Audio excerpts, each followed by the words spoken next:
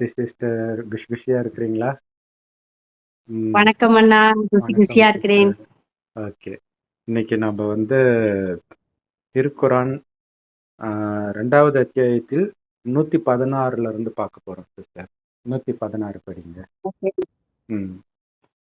இன்னும் அல்லாஹ் தனக்கு புதல்வனை எடுத்துக்கொண்டான், அவனுக்கு மகன் இருக்கிறான் என்று அவர்கள் கூறுகின்றனர். அவனோ மிக பரிசுத்தமானவன். அவர்கள் கூறுகிறவாறு அல்ல. வானங்கள் மற்றும் பூமியில் உள்ளவை அனைத்தும் அவனுக்கே உரியவை. இவை ஒவ்வொன்றும் அவனுக்கே கீழ்ப்படிபவைகள்.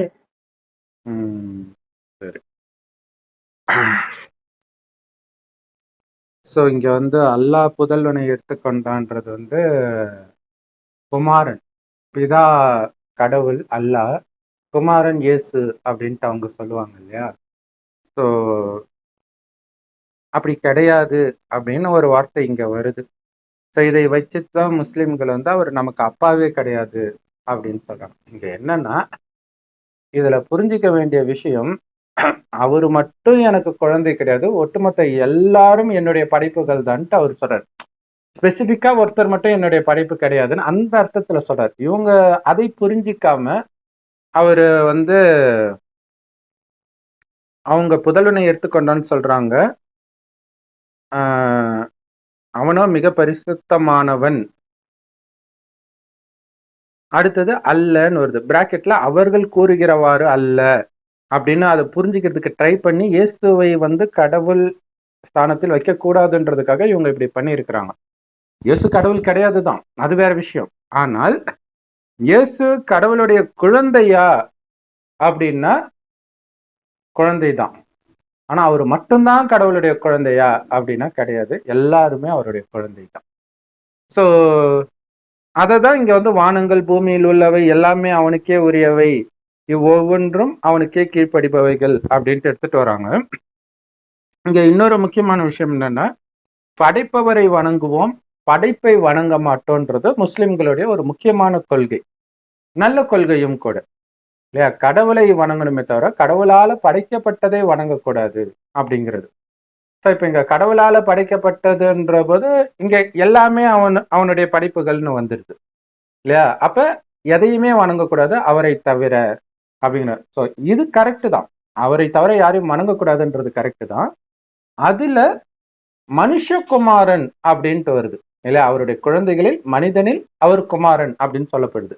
இது யாருக்கு சொல்லப்படுதுன்னா கிறிஸ்தவர்களுக்கு சொல்லப்படுது. அதுதான் இங்க முக்கியமான விஷயம். பைபிள் முஸ்லிம்களுக்கு கிடையாது, குரான் கிறிஸ்தவர்களுக்கு கிடையாது. அந்தந்த மத புஸ்தகம் அந்தந்த மதத்திற்கு மட்டுமே. அவங்களுக்கு சொல்றாங்க இவர் என்னுடைய குமாரன், பிரியமான குமாரன், பரிசுத்த குமாரன் அப்படின்ட்டு. இது உண்மையில் இயேசுவை கூட சொல்லல, இயேசு உடம்பில் கிறிஸ்துவை சொல்ற விஷயம். இயேசு அப்பத்துல இருந்தும் இங்க இருக்கிறார், அவரு மரியம்ன்ற அவங்க அம்மாவுக்கு பிறந்தவர். ஆனா உள்ள அந்த பரிசுத்தாத்மா கடவுள் இருக்கிற இடத்துல இருந்து வர்றது. ஒவ்வொரு மதமும் அப்படிதான் தோன்றும். ஜிப்ரேல்ன்ற ஆத்மா முகமது நபி உடம்புல பிரவேசமாகுது. இது பாத்தீங்கன்னா 5000 வருட காலச்சக்கரம், முதல் பாதி சொர்க்கம், அடுத்த பாதி நரகம். இதுல 2000 வருடம் முன்புதான் இயேசு இருக்கிறார் இல்லையா? இயேசு நம்மள மாதிரி சாதாரணமா பிறந்தவர் தான். அவர் உடம்புல ஒரு ஆத்மா மேல இருந்து வருது.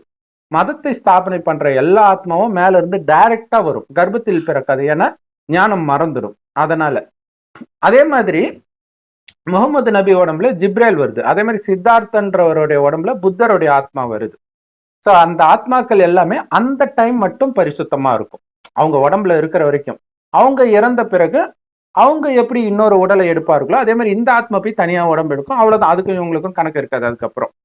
ஸோ இந்த விஷயம் நடக்குது. ஆனால் இதை ஏன் நான் கிறிஸ்தவர்களுக்கு மட்டும் சொல்லப்பட்டதுன்னு சொல்றேன் அப்படின்னா, கிறிஸ்தவர்கள் எல்லாமே கடவுளுடைய குழந்தை தான், முஸ்லிம்கள் எல்லாமே கடவுளுடைய குழந்தை தான், இந்துக்கள் எல்லாமே கடவுளுடைய குழந்தை தான், கடவுளுக்கு எந்த பாகுபாடும் கிடையாது. ஆனா அந்த மதத்தை ஸ்தாபனை பண்றவங்களுக்கு பிறகுதான், நம்ம நேற்று சொன்ன மாதிரி, கிறிஸ்து இந்த பூமிக்கு வந்த பிறகுதான் கிறிஸ்தவாத்மாவே மேல இருந்து வரும். அந்த ஆத்மாவுக்கு தான் கிறிஸ்து சொன்ன ஞானம் பிடிக்கும். அப்ப கிறிஸ்தவர்களில் முதன்மையானவர் யார்? கிறிஸ்து தான் இல்லையா? சோ அந்த கிறிஸ்து உடலில், இயேசு உடலில் வருது, கிறிஸ்து ஞானத்தை தான் சொல்லுது. அடுத்தது அந்த ஞானத்தை சொன்ன மாதிரியே இயேசு நடந்துக்கணும், அப்பதானே நம்புவாங்க. சொல்றது ஒரு விதமாவும் செய்யறது ஒரு விதமா இருந்தா நம்ப மாட்டாங்க. சோ அப்ப இயேசுவை கிறிஸ்தவர்கள் முன்மாதிரியாக பாக்குறாங்க. எப்படி முஸ்லிம்களும் அதேதான் முகமது நபியை முன்மாதிரியா பாக்குறாங்க. ஏன் முகமது நபிக்கு இவ்வளவு அல்லாவை தவிர யாரும் வணங்க மாட்டேன்ட்டு ஏன் முகமது நபிக்கு இவ்வளவு முக்கியத்துவம் கொடுக்குறாங்கன்னா அவங்களுடைய முன்மாதிரி அவரு. சோ கடவுளுடைய அவங்க மதத்தில் உள்ளவர்களில் பிரியமான குழந்தைன்ட்டு முகமது நபியை சொல்லலாம், அல்லது ஜிப்ரேல் ஆத்மாவை சொல்லலாம். அதே மாதிரி இங்க வந்து இயேசுவையும் சொல்லலாம், கிறிஸ்துவையும் சொல்லலாம். சோ அதனால பரிசுத்தமான குமாரன்றது மேல இருந்து வரும்போது பரிசுத்தமா வரும் ஆத்மா, இயேசுவை குறிக்கல, அது அங்கிருந்து வந்த ஆத்மாவை குறிக்கிறது. அந்த மாதிரி இருக்கும் பொழுது நாமளும் அவருடைய குழந்தைகள் தான், எல்லாரும் அவருடைய குழந்தைகள் தான். சோ இதை புரிஞ்சுக்கணும். கடவுளுக்கு குழந்தை கிடையாது. அது எதனால குழந்தை நாம அப்படின்னு சொல்றோம்னா, இவங்க வந்து குரான்ல இப்படி போட்டுட்டாங்க, இதையே எங்க ஆட்கள் சொல்லிட்டாங்க. அதாவது இவங்க ஏன் கடவுளை அப்பான்னு ஏற்க மறுக்கிறாங்கன்னா, பைபிள் உண்மை ஆயிடக்கூடாது. இவங்களுடைய எய்ம் அதுதான் இல்லையா? டைரக்டா பைபிள்ல விஜய் அஜித் ஃபைட் மாதிரி டைரக்டா அவங்களுக்கு இவங்களுக்கும் ஃபைட் இல்லையா? இயேசுவை மறுத்து வர ஒரு மதம் தான் இது. இதோட லட்சியமே இயேசுவை மறுக்கிறது மட்டும்தான். அதுக்கு முன்னாடி யூத மதத்துக்கும் முஸ்லிம் மதத்துக்கும் எந்த வித்தியாசமும் இருக்காது இயேசுவை மறுக்கிறத தவிர. சோ அப்ப பாத்தீங்கன்னா இயேசுவை மறுக்கணும்னா அந்த இயேசு வந்து கடவுளுடைய குழந்தை இல்லைன்னு நிரூபிக்கணும். அது வந்து இந்த வார்த்தை வருது, அப்படி அல்லன்னு மட்டும்தான் வருது, வேற எதுவும் வரல. அவர் எனக்கு குழந்தை இல்லைன்னு ஒரு லைன் வரல, எதுவும் வரல. சோ அப்ப அந்த லைன் வந்துட்டா அவர் கடவுளுடைய குழந்தைனா அது பெரிய விஷயம் இல்ல, கடவுளுக்கே குழந்தை. இப்ப இறை தூதர்லாம் அப்புறம் தானே, தூதர் வேற. இப்ப ஒரு ராஜா இருக்கிறன்னா ராஜாவுடைய பிள்ளைக்கு மரியாதையா தூதருக்கு மரியாதையா இல்லையா? பிள்ளைக்கு தானே சொத்து கொடுப்பாங்க. சோ அப்ப பெரியவர் ஆயிடுவார், ஆகக்கூடாதுன்றதுக்காக அவங்க மறுக்கிறாங்க. ஆனா உண்மை என்னன்னா, கடவுளுக்கு நாம எல்லாருமே குழந்தைதான். ஏன் குழந்தைனா, எல்லாரும் குழந்தைதான், ஆனாலும் எல்லாரும் அவரை அப்பாவா ஏத்துக்கிறது இல்ல, முஸ்லிம்களை ஏத்துக்கிறது இல்ல. அதே மாதிரி கிறிஸ்தவர்களும் பேரு சும்மா வாய் உதட்டளவுல சொல்றாங்க, பரலோகத்தில் இருக்கும் பரமபிதாவின் அர்த்தம் தெரிஞ்சு சொல்றாங்கன்னு நினைக்கிறீங்க? அப்படி சொல்ற வாய் இயேசுவா அப்பான்னு சொல்லுமா? பரமபிதா அவரு, அப்புறம் எங்க இங்க இயேசு நடுவுல அப்பா வந்தார்? அப்ப இயேசு கிறிஸ்தவ மதத்திற்கு அவர் தந்தை. இப்ப தேசத்தின் பிதா வந்து காந்தி, அப்ப இருக்கிறவங்க எல்லாம் அவர் பெத்தாரு கிடையாது இல்லையா? இங்க இருக்கிறவங்களுக்கு ஒரு நன்மை செஞ்சிருக்கிறார், சுதந்திர இந்தியாவை பரிசாக கொடுத்தார் அப்படின்னு நம்பப்படுது. ஆனா அதுக்கப்புறம் கஷ்டம் வருது, அது வேற விஷயம். ஆனால் கடவுள் ஏன் நமக்கு பிதான்னா இதே அர்த்தத்துலதான் கடவுளும் பிதா, பரம பிதா. அதாவது தென்னாடுடைய சிவனே போற்றி அப்படின்னு வருது இல்லையா? எந்நாட்டவருக்கும் இறைவா போற்றின்னு வரும். அப்ப ஒரு நாட்டை சார்ந்தவர் கடவுள், ஆனா எல்லாருக்கும் அவர் தான் கடவுள் அப்படின்னு வருது. இது வந்து ஏத்துக்கவே முடியாத மாதிரி விஷயமா இருக்கும் யாரை பார்த்தாலும். அப்ப அந்த தென்னாடுன்றது எதை வச்சு சொல்றாங்க, அந்த ஜியாகிரபி அதுல எல்லாம் நான் ரொம்ப வீக். ஆனா ஒண்ணு, பாரதத்தின் தந்தைன்னு நம்ம கடவுளை சொல்லலாம், உலகத்துக்கும் அவர் தான் தந்தை. ஏன் பாரதத்தின் தந்தைன்னா, பாரதத்துலதான் அவர் வரார், வந்து இந்த ஞானத்தை கொடுக்கிறார். எதுக்கு இந்த ஞானம்னா, ஆத்மாவை தூய்மையாக்குற ஞானம். இந்த பூமி சொர்க்கமா இருக்கும்போது நீங்க எல்லாம் தூய்மையா தான் இருந்தீங்க, காமம் கோபம் பற்றி பேரசாங்க இருந்தாங்க, என்னன்னே தெரியாம இருந்தீங்க. இப்ப அதுல விழுந்தது காரணம் உடம்புன்னு நினைச்சது. நீங்க உடம்பு கிடையாது, இந்த உடல்ல இருந்து ஆத்மான்னு நினைங்க, உடல் உணர்வுல இருந்து வெளியில வாங்கன்ற. இதை இப்படி வர்றதுக்கு என்னை நினைவு செய்யுங்கன்றார். அவர் செம்பொன் நிறமான ஒளி உலகத்துல நட்சத்திரம் மாதிரி இருக்கார். அவரை தான் அல்லான்னு முஸ்லிம்களும் சிவனும் இந்துக்களும் பரமபிதான்னு கிறிஸ்தவர்களும் சொல்றாங்க. கடவுள் ஒருவரே. இது தெரிய மாட்டேங்குது யாருக்கும். என்ன நீங்க இணை வைக்கிறீங்கன்னு ஒண்ணு கேக்குறாங்க. அந்த ஒருத்தரை தான்ப்பா வெவ்வேறு மதத்துல பானி, தண்ணி, நீலு, வாட்டர், இதெல்லாம் ஒரே தண்ணியை தான் வெவ்வேறு மொழியில சொல்ற மாதிரி இப்படி சொல்றாங்க. ஸோ அதை புரிஞ்சுக்கல. உடனே சிவனுக்கு பொண்டாட்டி இருக்கு, அல்லாவுக்கு பொண்டாட்டி கிடையாது அப்படின்றாங்க. நாங்க என்னமோ வேதங்கள் எல்லாம் உண்மைன்னு சொன்ன மாதிரி இங்க சொல்றதே வேதங்கள் எல்லாம் பக்தி மார்க்கம் மனிதர்கள் உருவாக்கியது. இப்ப கடவுள் வந்து பேசிட்டு இருக்கிறார், அவருடைய பேர் சிவன் அவரு சொல்றாரு இல்லையா? வெவ்வேறு மதத்துல வெவ்வேறு பேர் வச்சுக்கலாம். அது இல்லாம காரண பேர்கள் நிறைய வேற வச்சிருப்பாங்க இல்லையா? பிரம்மபுரீஸ்வரர்னு ஒரு பேர் இருக்குது, சனீஸ்வரன், என்னென்னமோ ஈஸ்வரன்ட்டு வரும். இதெல்லாம் அவருடைய தொழிலை வச்சு வைக்கிற பேரை தவிர, மகிமைக்குரிய பேரை தவிர அவருடைய பேர் ஒரே பேர் தான் சிவன் தான். ஏன்னா அவர் இன்னொரு ஜென்மம் எடுக்கல. மற்ற எல்லாருக்கும் நிறைய பேர் இருக்குது, கடவுளுக்கு நிறைய பேர் இல்ல, மனிதர்களுக்கு தான் நிறைய பேர். ஏன்னா இந்த உடம்புல இருக்கும்போது சரவணா, அடுத்த உடம்பு இருக்கும்போது லட்சுமி, அடுத்த உடம்பு இருக்கும்போது வேற ஏதாவது, இப்படி மாறி மாறி ஒரு ஆணும் பெண்ணாக மாறி மாறி மனிதர்கள் பிறப்பாங்க. ஆனா மனிதர்களாக தான் பிறப்பாங்க. அல்லாஹ் சொல்றார், மனிதர்கள் உருவாக்கிய மதத்தை நாம ஆதாரமா வச்சு இங்க பேசவே கிடையாது.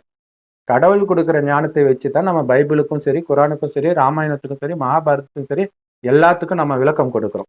ஸோ அல்லாவை பிடிக்கிறாங்களா இல்லையான்றது அது அவங்களுடைய இஷ்டம். இப்ப எல்லாரும் அவருக்கு குழந்தை தான், எல்லாருக்கும் அவர் அப்பா தான். நான் உன்னை அப்பாவாவே ஏத்துக்க மாட்டேன்னா அவர் என்ன பண்ண முடியும்? நான் ஏத்துக்கவே மாட்டேன்ப்பா உன்னை அப்பான்னு. ஏன்னா அப்பா உலகத்துக்கே அதிபதி, இந்த உலகத்தையே சொர்க்கமாக்கி உங்களுக்கு கொடுக்கறதுக்கு விரும்புறாரு. ஆனா நான் உன்னை அப்பாவாவே ஏத்துக்க மாட்டேன்னா அப்புறம் அப்பா சொல்றதை நீங்க எப்படி கேட்பீங்க? இல்லையா? அப்பா வந்துட்டாருன்னு நீங்க முதல்ல ஏத்துக்கணும். அப்புறம் அவர் சொல்ற ஞானத்தை கேட்கும்போது அவர் அப்பான்னு புரியும். அவர் அப்பா மட்டும் இல்ல, டீச்சராகி ஞானத்தை கொடுக்கிறார், குருவாகி வழி நடத்துறார், எல்லாத்தையும் பண்றாரு. ஆனா நீங்க ஏத்துக்கவே இல்லைன்னா இந்த ஞானத்தை ஃபாலோ பண்ண போறது இல்ல. காமத்தை விட போறது கிடையாது, கரிமீனை விட போறது கிடையாது, பற்றை விட போறது கிடையாது, உடல் உணர்வை விட போறது கிடையாது. எல்லாத்தின் மீதும் பற்று வச்சுட்டு ஏன் ஜாதி, ஏன் மதம், ஏன் மொழி, ஏன் ஈனம்ட்டு அடிச்சுட்டு தான் இருக்க போறீங்க. இதுதான் சாத்தானுடைய வழி. சாத்தான் மதங்களை படைத்தது இதற்காக தான். அந்த பிரிவினையை உண்டாக்குனா தானே சண்டை போட முடியும். இல்லையா? வெள்ளக்காரன் மட்டும் இல்ல, சாத்தானுடைய வேலையே அதுதான். ஒரு மதம் இருக்குது, அது மட்டும் இருந்தா அது அமைதியா தான் இருக்கும். இல்லையா? சொர்க்கத்தில் இருந்தது தேவதை தர்மம், அங்க எந்த சண்டையும் நடக்கல, ஏன்னா அது ஒரே தர்மம். அடுத்தது அவங்களே இந்துன்னு சொல்லிக்கிறாங்க. அப்புறம் அதுல இருந்து பாத்தீங்கன்னா வெவ்வேறு மதங்கள் வருது. ஒவ்வொரு மதமும் எதுக்கு வருது? அதுக்கு முன்னாடி இருக்கிற மதம் தப்புன்னு சொல்லி வருது.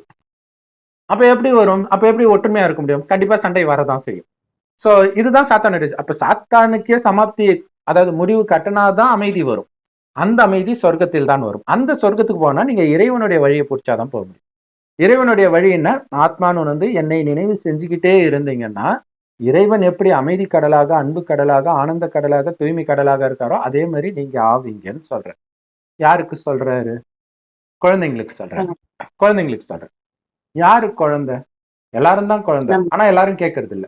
அப்ப யாரு கேட்கிறாங்களோ அவங்க கடவுளுக்கு பிரியமான குழந்தை தானே. எல்லாரும் குழந்தை தான், ஆனா நீ அப்பாவே கிடையாதுன்னும் போது அவர் என்ன பண்ணுவார்? அப்ப கடவுள் சொல்றாரு, மாற்றாந்தாய் குழந்தைகள் நீங்க அப்படிங்கிற. சொத்து யாருக்கு வரும்? சொந்த குழந்தைக்கு வருமா, மாற்றாந்தாய் குழந்தைக்கு வருமா? குரான்லே இருக்குது, மாற்றாந்தாய் குழந்தைக்கு சொத்து எழுதி வைக்காத, தத்தெடுக்கிற குழந்தைக்கு சொத்து எழுதி வைக்காதன்னு இருக்குது, சொந்த குழந்தைக்கு தான் சொத்துன்னு. அப்ப அது இங்க சொல்ற விஷயம். அப்ப இதுல என்னன்னா, எந்த மதம்ன்றதெல்லாம் முக்கியம் இல்லை. ஏன்னா இப்ப தேவதை தர்மம்னு இல்லை, அவங்க எல்லா மதத்திலேயும் தான் பிறந்திருப்பாங்க. இந்த ஞானத்தை கேட்டவுடனே எப்படி விட்டில் பூச்சி நெருப்பை பார்த்து ஓடியாருதோ அந்த மாதிரி யார் ஓடியாராங்களோ அவங்க கடவுளுடைய குழந்தைன்னு புரிஞ்சுக்கலாம். அவங்க அப்பாவை அடையாளம் கண்டுபிடிச்சுக்குவாங்க. நீ தான் அப்பான்னு நான் எப்படி நம்புறது, எங்க மதத்துல இல்லையே, இப்படி எல்லாம் சொல்லிட்டு இருந்தா தேவதை தர்மம் வந்தா டக்குன்னு அப்படியே பத்திக்கும்ன்ற. இந்த நெருப்பு அப்படியே வச்ச உடனே கப்புன்னு பிடிக்குது பாங்க, ஆஹா இதுதான் என்னுடைய அப்பா, இதுலதான் எல்லா ஆன்சரும் இருக்குன்ட்டு வந்துடும். மற்றவங்களாம் அவங்கவுங்க இதுல திருப்தி ஆயிடுவாங்க. அதுல திருப்தி, அது எவ்வளவு தப்பா இருந்தாலும் மற்றவங்க எத்தனை பேர் நக்கல் பண்ணாலும் அதை அவங்க கண்டுக்க மாட்டாங்க. அப்படிதான் இருப்பாங்க எல்லா மதத்துக்காரங்களும். ஆனா தேவதை தர்மம் மட்டும் வேற எதுலையுமே திருப்தி ஆகாது. இறைவனுடைய ஞானத்தை கேட்கும் போது மட்டும்தான் திருப்தி அடையும். அதுதான் இறைவனுடைய ஞானத்தை நேரடியாக யார் கேட்கிறாங்களோ அவங்கதான் இறைவனுடைய குழந்தைகள். ஓகே. மற்ற மதங்களிலும் இறைவனுடைய ஞானம் கொஞ்சம் கொஞ்சம் வரும், ஃபுல்லா இருக்காது. மற்றபடி வந்து உலகமே கடவுளுக்கு உரியவை எல்லாம் ஓகே தான், ஆனா அனைத்தையும் நமக்கு தான் கொடுக்கிறாரு அவர். அதனாலதான் அவருக்கு மகிமை. எதையும் கொடுக்காம அவருக்கு மகிமை கிடையாது, இல்லையா? அல்லாஹ் ஏன் எஜமானனா இருக்கக்கூடாதா? எஜமானன் வந்து வேலைக்காரனுக்கு சம்பளம் தான் போட்டு கொடுப்பான், சொத்தையை எழுதி கொடுப்பான், மிஞ்சி மிஞ்சி போனா போனஸ் கொடுப்பான், இல்லையா? அப்ப நம்ம இவ்வளவு எடுத்து சொல்லி அவங்க புரிஞ்சுக்கலன்னா நாம ஒன்றும் பண்ண முடியாது, அவ்வளவுதான். சரிங்க சிஸ்டர். 117. வானங்கள் மற்றும் பூமியை முன்மாதிரியின்றி அவன் படைக்கிறவன். இன்னும் அவன் ஒரு காரியத்தை முடிவு செய்தால் அவன் அதற்கு கூறுவதெல்லாம் ஆகுக என்பதுதான் அது ஆகிவிடும். ததாஸ்து. இந்து மதத்துல இப்படி சொல்லுவாங்க, ததாஸ்து, அப்படியே ஆகட்டும். அதே வார்த்தை இதுல வருது பாருங்க, ததாஸ்து, இல்லையா? சோ அப்ப இங்க என்ன அப்படின்னா, வானங்கள் பூமி, ஏன்னா இவங்க இந்த பைபிளுடைய நம்பிக்கையில இருந்து அதுல இருந்து தான் வருது இது எல்லாமே. பைபிள்ல அதுக்கு முன்னாடி தோரா, ஸோ அதுல இருந்து அப்படியே அப்படியே ஒரு கண்டினியூஷனாக வருது இந்த மதங்கள். இதெல்லாம் எப்படி நினைச்சிட்டு இருக்குதுன்னா, கடவுள் ஜூம் மந்திரகாளி போட்டு வானத்தை படைச்சார், பூமியை படைச்சார் அப்படின்ட்டு. சயின்ஸ் சொல்லுது இது எப்பத்துல இருந்தோ இருக்குதுன்னு சொல்லுது. அங்கேயே எல்லா மதமும் அடிபட்டு போயிடும். இங்க கடவுள் சொல்றாரு, இந்த உலகம் எப்பவுமே இருக்கும், அனாதியாக இருக்கும். அதனாலதான் இந்த தர்மம், கடவுள் படைக்கிற அந்த சொர்க்கத்தில் வாழ்பவர்களுக்கு பேரு ஆதி சனாதன தேவி தேவதா தர்மம். ஆதினா முதலில் தோன்றியது, சனாதனனா என்றென்றைக்கும் இருக்கக்கூடியது தேவதைகளுடைய தர்மம். ஸோ ஒன்ஸ் ஆரம்பத்திலே வருது அந்த ஆத்மா, மறுஜன்மம் எடுத்து எடுத்து என்ன ஆகுதுன்னா கொஞ்சம் கொஞ்சமாக சக்தியை இழக்குது. இழந்தாலும் ஆத்மா இருக்கும், ஆத்மா அழியாது. ஸோ ஆத்மாவுடைய கடைசி ஜென்மம் வரும் பொழுது மீண்டும் இறைவன் ஞானத்தை கொடுக்கிறாரு, மறுபடியும் ஞானத்தை எடுத்து மறுபடியும் ஸ்டார்டிங்லேயே வந்துருது. அப்ப என்ன ஆயிடுது, இந்த ஆத்மா இந்த தேவதா தர்மத்துக்கு மட்டும் அழிவே கிடையாது, எப்பவுமே இந்த பூமியில இருக்குது.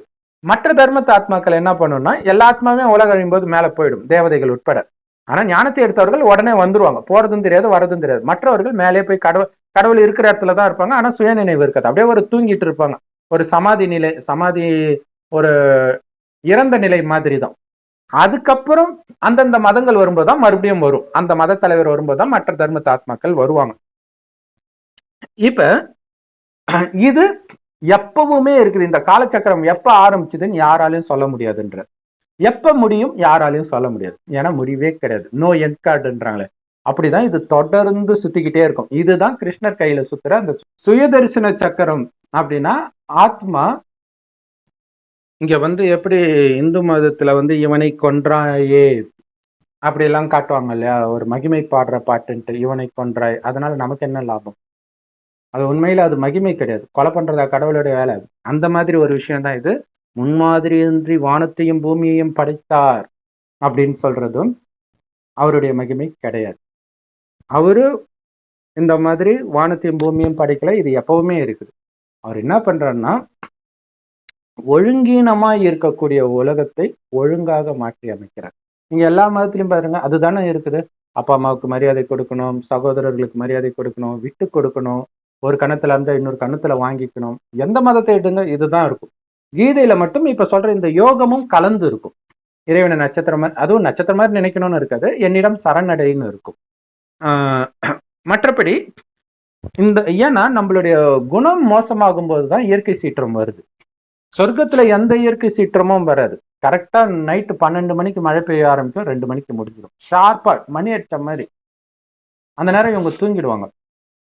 எழுந்திருக்கும் போது பார்த்தா மழை பெஞ்சதுக்கு அறிகுறியே இருக்காது, எல்லாமே ஆறுக்கு போயிடும். அந்த ஆற்றுடைய நீர் அளவு எப்பவுமே ஒரே மாதிரியே இருக்குமா, 1 சென்டிமீட்டர் ஏறவோ இறங்கவோ செய்யாதான். இப்ப பாருங்க, வருஷம் ஃபுல்லா வசந்த காலம், வெயில் இருக்காது, மழை இருக்காது, ஏசி தேவையில்லை, எதுவும் தேவையில்லை. கதவு ஜன்னல் கூட இருக்காது சொர்க்கத்துல, தங்க செங்கல்ல கட்டியிருப்பாங்க. இன்னைக்கு அந்த மாதிரி கட்டினா இது எத்தனை போலீஸ் பந்தோபஸ்து வைக்கணும், போலீஸ்காரங்களே அழிச்சிட்டு போயிடுவாங்க. அங்க அதெல்லாம் இருக்காது, வேலைக்காரங்க தான் இருப்பாங்க. இவங்க பாட்டுக்கு ஜாலியா சுத்த போயிடுவாங்க. எஜமானர்கள் வீட்டிலே இருக்க மாட்டாங்க, ஆயிரக்கணக்கில் வேலைக்காரங்க இருப்பாங்க. அவங்களுக்கு எடுக்கணும்ன்ற எண்ணமே வராது. என்ன மாதிரி உலகம் சொர்க்கம்னு யோசிப்பார். அந்த மாதிரி இடத்த கடவுள் நமக்கு கொடுக்கிறார். அப்ப கடவுள் பண்றதெல்லாம் நம்மளுடைய குணத்தை மாத்துறது. உடலை பார்க்காமல் ஆத்மாவை பாருங்கள். அப்ப தானாகவே உடலின் உணர்வுகளாகிய காமம், கோபம், பற்று, பேராசை, அகங்காரம் எல்லாம் போயிடும். ஆத்மாவின் உண்மையான குணமாகிய அன்பு, அமைதி, ஆனந்தம் வரும் அப்படின்னு கடவுள் சொல்றாரு. ஸோ இதுதான் எல்லா பிரம்மகுமாரிகள் ராஜயோக தியான நிலையத்தின் மூலமாக முரளி அப்படின்னு போதிக்கப்படுது. முற்றிலும் இலவசம், ஏன்னா நடத்துறது நம்மளுடைய அப்பா கடவுள். ஸோ இப்ப நம்ம குணம் மாறுது, இது சூக்ஷ்மத்தில் நடக்குது. இந்த சூக்ஷ்மம் என்ன ஆகுதுன்னா, கலியுகம் மோசமான உலகம் இல்லையா, அப்பாவை நம்ப முடியாது, அம்மாவை நம்ப முடியாது. ஒரு குழந்தைய அவங்க அம்மா வேற அந்த கொஞ்சம் மன வளர்ச்சி குன்றிய பெண் அது, அதனால பாட்டி வீட்டுல விட்டு போறாங்க. தாத்தாவே அந்த பொண்ணுகிட்ட தப்பா நடந்துக்கிறார், அந்த பொண்ணுடைய சொந்த தம்பி தப்பா நடந்துக்கிறான். அதுக்கப்புறம் அந்த பெண் கொஞ்சம் மனநலம் பாதிக்கப்பட்டதுனால திருமணம் பண்ண வேண்டாம்னு முடிவு பண்ணிட்டாங்களா. அந்த பொண்ணு காமத்துக்கு அடிமையாயிட்டா, நிறைய பேர்கிட்ட போய் தப்பு பண்ணிட்டு இருக்காங்க. இந்த மாதிரி உலகத்துல காமம்னா என்னன்னே தெரியாத நிலைக்கு நம்மளை எடுத்துட்டு வர்றாருன்னா அதுதான் கடவுளுடைய மேஜிக். மற்றபடி ஜூம் மந்திரகாளி போடுறது, அந்த கடலை பிரிக்கிறது, இந்த மாதிரி வேலையெல்லாம் கடவுள் பண்ற வேலை கிடையாது. மந்திரம் பண்றதுக்கு சிலர் இருக்கிறாங்க, அது பிளாக் மேஜிக் எல்லாம் பண்ணுவாங்க நிறைய. இது கடவுளுடைய வேலையே கிடையாது. ஆனா ஒன்னுத்துக்கும் உதவாத மனிதனை சொர்க்கத்துக்கே அதிபதி ஆக்குறாரு பாருங்க, இதை விட என்ன மேஜிக் இருக்கு? இதுல அவர் மந்திரவாதி, இதை பண்றார்.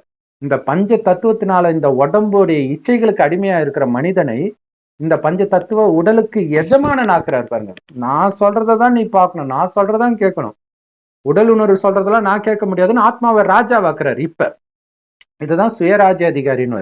அதாவது சுயம் ஆத்மா அதோடைய உடலுக்கு மனம் புத்திக்கு அதிகாரி ஆகுது ஆத்மா. அப்படி ஆகிறவங்கள தான் உலகத்துக்கே அதிகாரி ஆக்குறார். அது தமிழ்ல தன்னை ஆள்பவன் உலகை ஆள்வான் அப்படின்னு சொல்லுவாங்க. பொறுத்தார் பூமி ஆழ்வார்னுவாங்க. அவங்க எதுக்காக சொன்னாங்களோ தெரியல, ஆனா உண்மை அதுதான். இப்ப எவ்வளவு அவமானம் வந்தாலும் யார் பொறுத்துக்கிறாங்களோ அவங்கதான் உலகத்தில் நாராயணனா ஆவாங்க, சொர்க்கத்தின் முதல் மகாராஜாவா ஆகுறாங்க. சோ அப்படி முன்மாதிரி இன்றி வானம் பூமியை படைக்கல, அது ஆல்ரெடி இருக்கும். ஆனால் மனிதனை படைக்கிற. ஆனால் இது இன்னொரு முக்கியமான விஷயம் என்னன்னா, இந்த 5000 வருடத்தை ஒரு கல்பனும் இதுல என்ன நடக்குதோ அதே தான் திரும்ப திரும்ப நடக்குது. அப்படின்னா 5000 வருஷம் முன்னாடி இதே நேரம் இதே வீடியோவை நீங்க பார்த்திருந்தா தான் இப்பயும் பார்ப்பீங்க. அப்ப ஏத்துக்கிட்டு இருந்தாதான் இப்பயும் ஏத்துக்கிட்டு இருப்பீங்க. அப்ப விதண்டாவாதம் பேசுனீங்கன்னா இப்பயும் அதே தான் பண்ணுவீங்க. அப்ப என்ன கமெண்ட் போட்டீங்களோ அதே தான் போடுவீங்க. சோ அந்த அளவுக்கு துல்லியமாக நிச்சயிக்கப்பட்டிருக்குது. அப்ப சொர்க்கத்தில் தேவதையாக நீங்க தான் இருந்தீங்கன்னு சொல்ற. அதை நாங்க எப்படி நம்புறது? ஏதாவது ஆதாரம் இருக்குதா அப்படின்னு கேட்டீங்கன்னா, ஒவ்வொரு கல்பத்திலும் இப்படி கேட்டே இழந்துட்டீங்க. அதுதான் நம்ம இதுக்கு முன்னாடி பார்த்தோம் இல்லையா, நபி கூட சண்டை போட்டுட்டு இருக்காங்க, மோசஸ் கூட சண்டை போட்டு இருக்காங்க. இதெல்லாம் இப்போத்தைய விஷயம். யாரும் மதஸ்தாபகர்கள் கூட எல்லாம் யாரும் சண்டை போடுறது கிடையாது. வள்ளலார் வந்தார், அவர்கிட்ட போய் சண்டையா போட்டுன்னு இருக்கிறாங்க.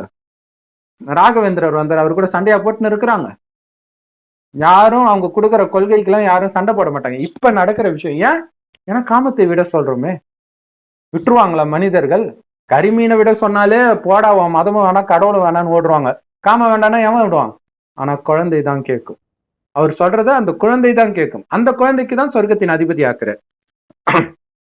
அப்ப முன்மாதிரி இன்றி வானம் பூமியை படைக்கல, மனிதனை படைக்கிற. இங்க யார முன்மாதிரியா எடுப்பீங்க? எந்த மதத்தை எடுப்பீங்க? எல்லா மதமும் கொலை செய்ய தானே கத்துக் கொடுக்குது. எந்த மதமாவது வன்முறையே இல்லப்பா, கெட்ட விஷயத்தை பத்தியே சொல்லலப்பான்னு ஒண்ணு கூட நீங்க சொல்ல முடியாது. மதஸ்தாபர்களே கையில கத்தி வச்சிருக்கிற மாதிரி தான் காட்டியிருப்பாங்க இல்லையா? குரு கோபிந்த் சிங்கோடைய வால் ஃபேமஸா வச்சிருக்கிறாங்க. கல்கி அவதாரம் கத்தி எடுத்துட்டு வருவாரு. அப்புறம் எப்படி அன்பு இருக்கும், எப்படி அமைதி இருக்கும்? இப்ப யார முன்மாதிரியா வைக்க முடியும்? சினிமாவை பாத்தீங்களா, ஹீரோக்கெல்லாம் அதே தான். வில்லன் கத்துறதோட ஹீரோ கத்துறாரு. இப்ப உலகம் கெட்டு போறதுக்கு தான் இருக்குது. அப்ப கடவுள் தனக்கு சமமாக தன் குமாரனை தன் பைபிள்ல வருது இல்லையா, அது நம்மை படைக்கிறது. ஆதாம்னு அங்க சொல்லியிருக்கிறாங்க. அது ஓகே, அவர் யார் உடம்புல வர்றாரோ அந்த பிரம்மாவையும் ஆக்குறார். அவர் வாய் வழியாக இந்த ஞானத்தை கொடுத்து நம்மளும் ஆகுறோம். ஆனால் நம்ம முயற்சிக்கு ஏற்ப வரிசைக்கிரமும் ஏற்படுது. எல்லாரும் ஒரே மாதிரி முயற்சி பண்றது இல்ல. ஸ்கூல்ல கூட எல்லாரும் ஃபர்ஸ்ட் ரேங்க் எடுக்கிறது இல்ல. அப்ப யார் பக்காவாக்குறாங்களோ அவங்க உயர்ந்த பதவி, நாராயணன் பதவி. கம்மியா இருக்கிறவங்க அதுக்கேற்ற மாதிரி பதவி குறைஞ்சிக்கிட்டே இருக்கும். ரொம்ப கம்மியா இருக்கிறவங்க வெட்டியான், இந்த மாதிரி பதவி வரும். சோ முன்மாதிரி இன்றி நம்மை படைக்கிறார். எப்படி படைக்கிறார்? அவருக்கு சமமா படைக்கிறார். எப்படி இருக்கணும்ன்றத பிரம்மா மூலமாக அவர் வாழ்ந்து காட்டுறார். கடவுளே அங்க எப்படி முகமது நபி மூலமாக ஜிப்ரேல் வாழ்ந்து காட்டுறாரோ, அது உண்மையில் ஜிப்ரேலோட மகிமை, முகமது நபியோடைய மகிமையே கிடையாது. அதே மாதிரி அது இயேசு உடலில் வந்த கிறிஸ்துன்ற பரிசுத்த ஆவியோடைய மகிமை, இயேசுடைய மகிமை கிடையாது. அததான் இயேசு சொல்றாரு, நான் சொல்லல, எனக்குள்ள இருந்து ஒருத்தர் பேசுறாரு. அதை அவங்களுக்கு புரிஞ்சிக்க முடியல. பிதாசுதன் பரிசுத்தாவி மூணும் ஒண்ணு அப்படின்னு சொல்லிட்டாங்க. நான் உள்ள வந்ததும் கடவுள் கிடையாது, அது ஒரு பரிசுத்தாவி, அவ்வளவுதான். மற்றபடி அப்படி வானம் உண்டாகட்டும் அப்படின்னே உண்டாயிடுச்சு அப்படின்னு சொல்றதுல அப்படி நடக்கிறது கிடையாது. அது இந்து மதத்திலயும் இருக்குது. பைபிள் இது மட்டும் கிடையாது, இந்து மதத்திலுமே அப்படி படைக்கப்பட்டதா தான் சொல்லப்பட்டிருக்கு. கடவுள் சொல்றார் அப்படி எல்லாம் கிடையாது, உலகம் எப்பவுமே இருக்குது. இது மனிதனுடைய குணம் மோசமாகும் போது பஞ்ச தத்துவம் மோசமாகும். இன்னும் கேட்டீங்கன்னா சொர்க்கத்துல சிங்கமும் பசும் ஒன்னா தண்ணி குடிக்கும். இன்னைக்கு நாய் கூட நம்பி நம்ம பக்கத்துல விட முடியல.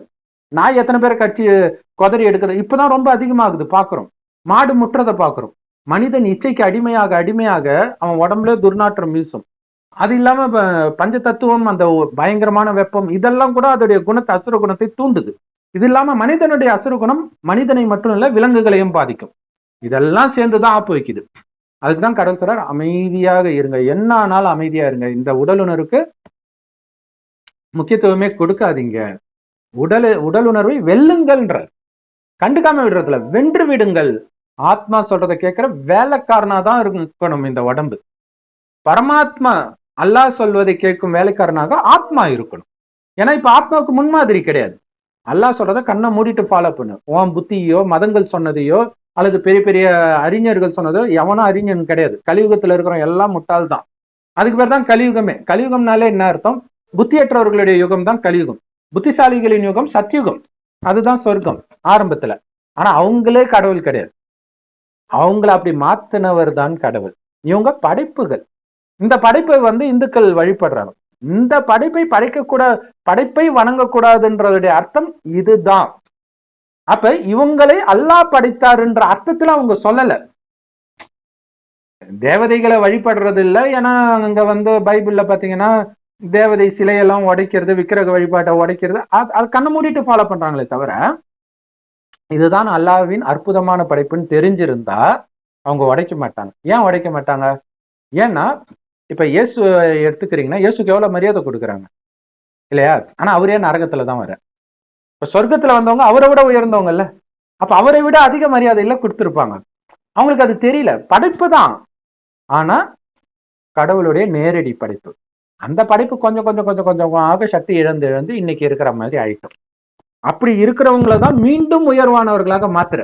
அதனால்தான் நீங்க பைபிள் அடிக்கடி பாத்தீங்கன்னா ரொம்ப கீழானவனை எடுத்துதான் ராஜாவாக்குவார். இப்ப மோசஸே பாத்தீங்கன்னா ஒரு கொலைகாரன், கொலை பண்ணியிருப்பான். கொலை பண்ணிட்டு தப்பிச்சு ஓடி வருவான், மக்கள் நம்மளை கொண்டுடுவாங்களோன்ட்டு. அப்படி வரும்போதுதான் அங்க கடவுள் அவங்க கிட்ட பேசுற மாதிரி ஒரு ஒலி பேசுற மாதிரி தான் காட்டுவாங்க, ஒரு நெருப்பு பேசுற மாதிரி. அததான் கடவுள் சொல்றாரு. ஆனா நெருப்பு அந்த மாதிரி கண்ணுக்கு தெரியிற நெருப்பு இல்ல, கண்ணுக்கு தெரியாத நுட்பமான ஒலி புள்ளி இறைவன். உயிரும் அப்படித்தான். அவரை அப்படி நினைக்கணும்னு எங்கேயாவது சொல்லி கொடுக்குறாங்களா?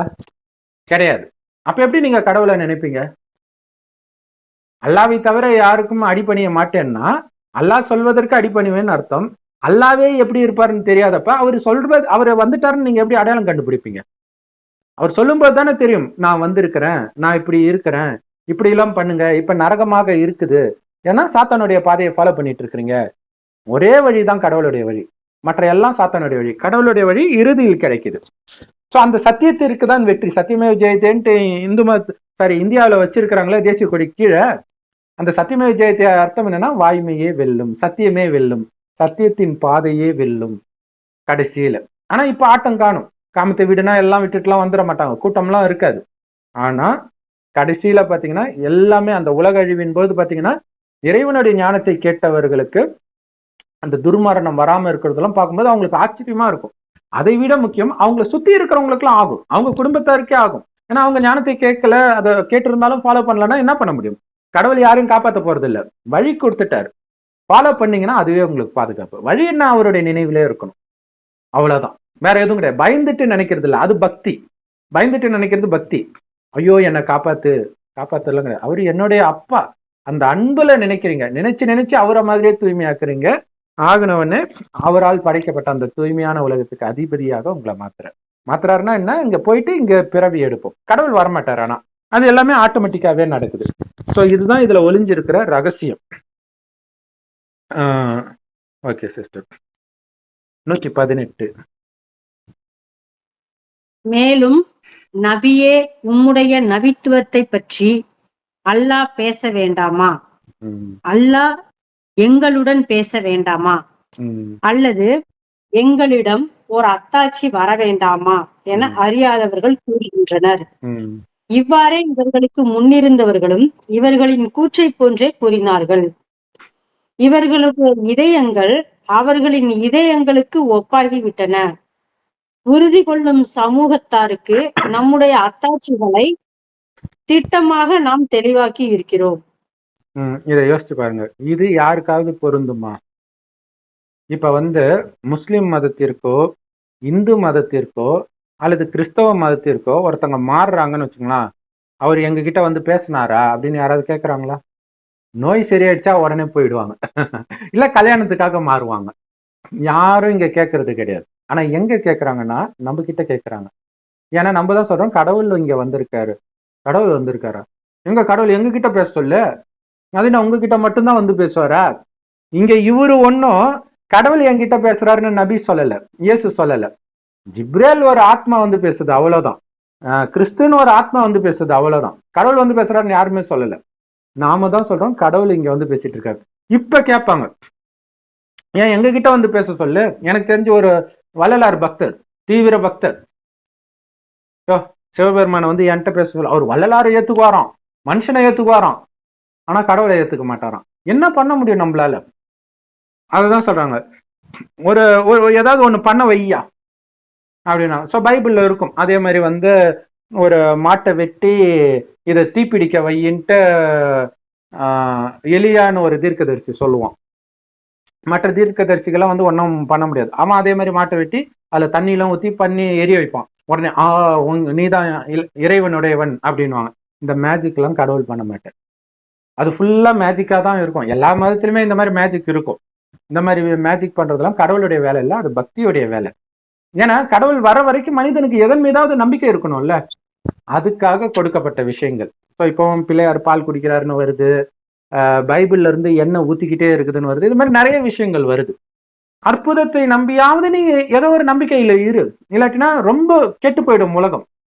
வர வரைக்கும், வந்ததுக்கு அப்புறம் அப்பாவை பிடிச்சிட்டு போறதானே புத்திசாலித்தனம். அப்பா வராரு, வர வரைக்கும் பக்கத்து வீட்டுக்காரங்களை பார்த்துக்கிட்டு இருக்க சொன்னா அவன் பார்த்துட்டு இருக்கலாம். அப்பா வந்த அப்புறமா பக்கத்து வீட்டுல இருந்தா அதுதான் இங்க. அதனால போன வீடியோல ஒருத்தர் கமெண்ட் போட்டிருந்தாரு, நம்ம பேசின வீடியோல ஒருத்தர் கமெண்ட் போட்டிருந்தாரு, எங்களுக்கு பக்தியை விட பக்தி மார்க்கம் தான் ரொம்ப முக்கியம், அந்த மார்க்கத்தை நாங்க கடைபிடிப்போம் அப்படின்னு சொல்லி ஒரு கமெண்ட் போட்டிருந்தாரு. ஓஹோ, சரி சரி. மார்க்கம்னா மதம் தான். நிறைய பேர் நினைச்சுக்கிறாங்க இஸ்லாம் மதம், அந்த வழிமுறைகள். இஸ்லாம் மதம் இல்ல, மார்க்கம்னுவாங்க. மார்க்கம்னாலே வழிதான், மதம்னாலே வழிதான். சோ அத கண்ணை மூடிட்டு ஒரு தலைவர் சொல்லிட்டாருன்னா அதை அப்படியே ஃபாலோ பண்றது. மதம்னா வழிதான். இந்து மதம் என்ன, பிரம்மச்சரி வேற. ஏன்னா அது ஒரிஜினலா இந்துன்னு மதம் கிடையாது. சொர்க்கத்தில் வாழ்ந்த தேவதைகள் தான் பின்னாடி இந்துன்றாங்க. அங்க தூய்மையா இருந்தாங்க, அது அவங்களுடைய மதம். அடுத்து வரவங்க பாத்தீங்கன்னா கொஞ்சம் இறங்கும். அடுத்தடுத்து வரக்கூடிய மதங்கள் பாத்தீங்கன்னா இறங்கிட்டே வரும். ஃபர்ஸ்ட் திருமணம் அதிகமாக, ஃபர்ஸ்ட் மனைவியோட காமம், அடுத்தது எத்தனை மனைவி வேணும்னாலும், அடுத்தது கரிமீன், இப்படியே நாளுக்கு நாள் மோசமாயிடும். அதனால கொஞ்சம் கொஞ்சமா இறங்கிக்கிட்டே வரும். ஆரம்பத்தில் இருக்கும்போது பக்காவா இருக்கும். ஏன்னா கடவுள் ஆரம்பத்தை தான் படைக்கிறார், நடுவுலாம் வந்து படைக்கிறது கிடையாது. யுகம் யுகமாக நான் வருவேன் கிருஷ்ணர் சொன்னது தப்பு. கிருஷ்ணர் சொல்லல, அது வேற விஷயம். சொல்றது கடவுளுடைய ஞானத்தை தான் கீதையில கிருஷ்ணர் சொன்ன மாதிரி போட்டாங்க. யுகம் யுகமாக கடவுள் வரல, கல்பத்தின் இந்த 5000 வருடத்தின் ஒரே டைம்ல வரார். இதுக்கு இந்த யுகத்துக்கு பேர் சங்கம யுகம்னு பேர். அதாவது கலியுகமும் சத்தியுகமும் சந்திக்கிற இடம், ஆறும் நதியும் சந்திக்கிற இடத்துக்கு சங்கமம்னுவாங்க. மேலான்ட்டு கொண்டாடுவாங்க விழா. அந்த கலக்கிற இடத்துல கல்கத்தா சைட்லாம் ரொம்ப ஃபேமஸ் அது. பிரம்மபுத்திரா நதி கடல்ல கலக்கிறது. அது மாதிரி இறைவன் வந்து ஞான கடல், நாம ஞான நதிகள். கடல்ல இருந்து வர தண்ணியில வர மழையில இருந்து தான் நதி உருவாகுது. அந்த மாதிரி இறைவனுடைய ஞானத்தை கவர்ந்து வர ஞான நதிகள் நாம ரெண்டு பேரும் இப்ப சந்திக்கிறோம். ஏன்னா இப்ப நதி வத்தி போயிடுச்சு, உள்ள புத்தி இல்லை. அப்ப இறைவன் கிட்ட ஞானத்தை எடுக்கிறோம், எடுத்து சரியான வழியை நாம எடுக்கிறோம். ஆனா இதுல என்ன ஒரு காமெடினா, இந்து தான் அனாதையா இருப்பாங்க. ஏன்னா அவங்க எந்த மதத்தையும் படிக்கிறது கிடையாது. எல்லாமே எதுல இருக்குது, அது என்னது, சமஸ்கிருதத்துல இருக்கிறது. அதை பிராமணர்கள் மட்டும்தான் படிக்கிறாங்க. ஸோ மற்றவர்களுக்கு சொல்றது கிடையாது. இப்ப யார் வேணாலும் படிக்கலாம்னு வச்சுக்கோங்க. இதுக்கு முன்னாடி வரைக்கும் இப்ப படிக்கணும்னா கூட யார் படிக்கிறா?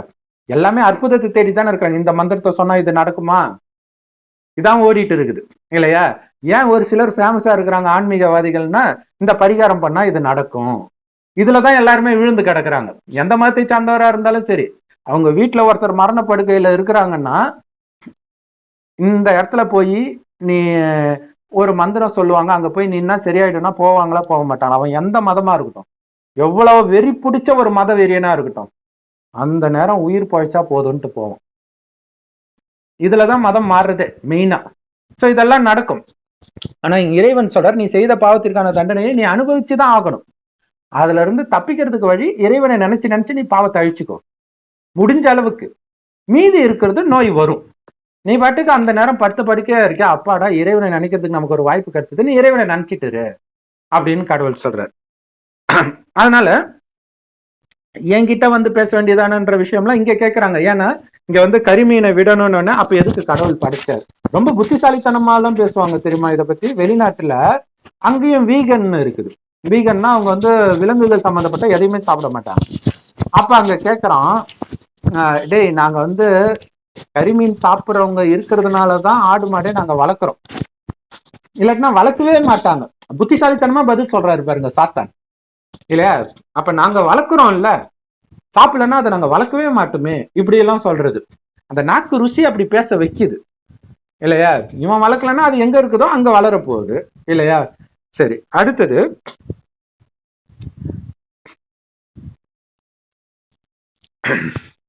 ஒரு அத்தாட்சி வர வேண்டாமா அப்படின்னு என்ன அர்த்தம்? ஒரு அற்புதத்தை எதிர்பார்க்கிறாங்க. இது வந்து பைபிள்லயும் இருக்கும். இயேசு கிட்டையும் கேட்பாங்க, ஒரு அத்தாட்சி காட்டு, அத்தாட்சி காட்டு. அதே விஷயம் தான் இங்க இயேசுக்கு பதில் நபி பேரை போட்டாங்க, வேற ஒண்ணுமே கிடையாது. அதே விஷயம் தான் நடக்கும். ஸோ இதுக்கு முன்னாடி இருந்தவங்கள மாதிரி இப்பயும் ஆயிடுச்சுன்றாங்க. ஸோ அதே விஷயம் வருது. ஆனா இங்க இது உண்மையில் எதை குறிக்குதுன்னா இப்ப நடக்கிற விஷயத்தை குறிக்குது. ஆனால் உறுதி கொள்ளும் சமூகத்தாருக்கு, இறைவன் கொடுக்கிற ஞானத்தை ஏத்துக்கிற அந்த திட நம்பிக்கை உள்ளவர்களுக்கு அத்தாட்சிகளை திட்டவட்டமாக நாம் தெளிவாக்கி இருக்கிறோம். இங்க என்ன அத்தாட்சி? இங்க ஜூம் மந்திரகாலி எல்லாம் கிடையாது.